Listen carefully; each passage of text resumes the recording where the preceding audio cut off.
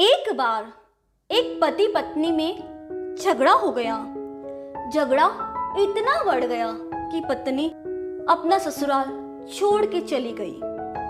वो सीधे अपने मायके गई।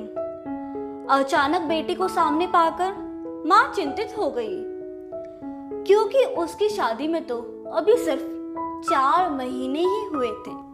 पिंकी माँ के चेहरे पर आ रहे उतार चढ़ाव को पढ़ चुकी थी और उसने प्यार से कहा, माँ, मेरा सरप्राइज तुम्हें अच्छा नहीं लगा ना? तुम्हारे जवाई का ही तो आइडिया था माँ। माँ बोली, अच्छा, कंवरसा ने भेजा है? माँ निश्चित हो गई थी। हफ्ते निकलने को आए थे। माँ ने पिंकी को पूछा, कंवरसा से बात तो करो, पूछो उन्हें कब लेने आ रहे तुम्हें। पिंकी ने कहा, माँ, इसकी कोई जरूरत नहीं है, मैं कल सवेरे की ही फ्लाइट लेकर निकल रही हूँ। पिंकी ने अपना सारा सामान पैक किया। वो थोड़ी घबराई हुई भी थी। अब रोहित का सामना कैसे करेगी? गलती उसकी भी तो थी। ऐसे गुस्से में उसे घर छोड़ के नहीं आना चाहिए था।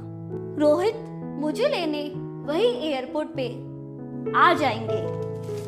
रोहित से बात करने की उसकी हिम्मत नहीं हुई थी।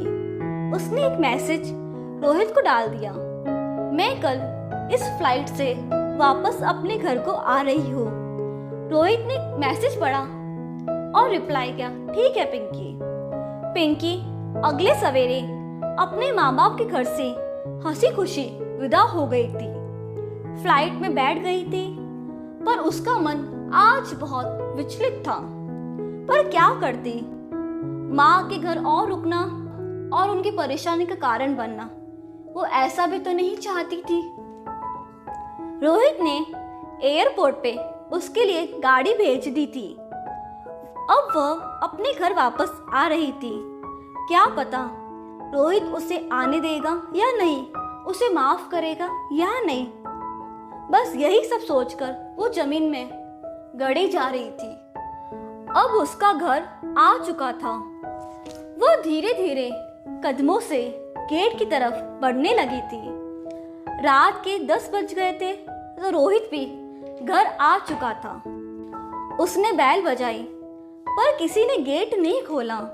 उसने 3 बार बैल बजाई, पर तब भी रोहित गेट पे नहीं आया। उसने हाथ से धक्का दिया, गेट तो खुला ही था, बस उसी के स्पर्श का इंतजार कर रहा था। पूरा घर दीप से जगमगा रहा था और सामने रोहित खड़ा उसका बेसब्री से इंतजार कर रहा था।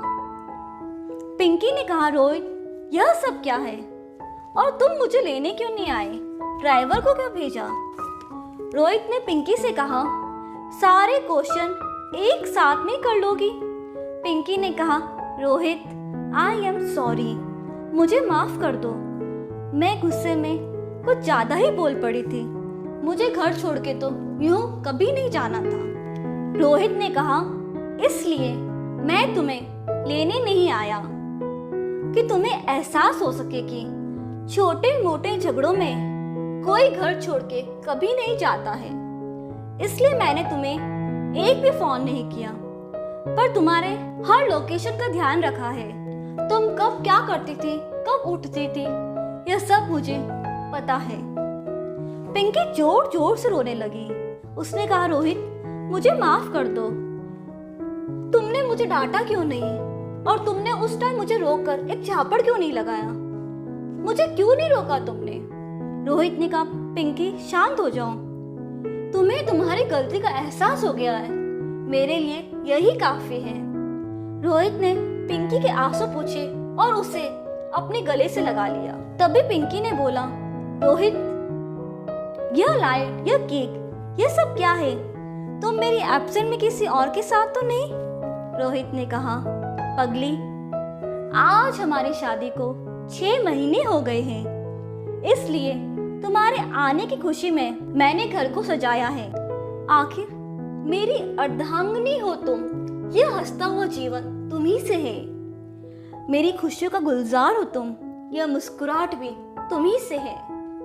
अब कभी ना यूं ही छोड़ के जाना मुझे। गुस्सा तो तुम पे करूं तो प्यार भी तुम ही से है, प्यार भी तुम ही से है।